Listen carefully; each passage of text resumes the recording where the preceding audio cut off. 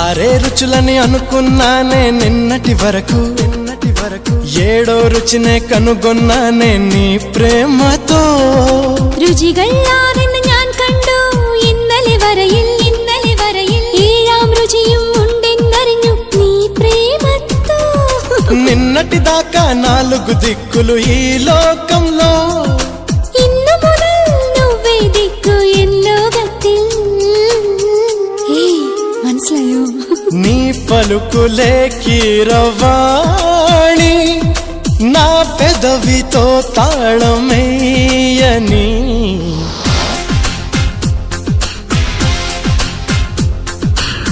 మాధవుడే బ్రహ్మను పోని సృష్టించాడేమో గాని 60 కేజీల చిలిపితనాన్ని అలుపన్నది ఎరుగని రవితేజాన్ని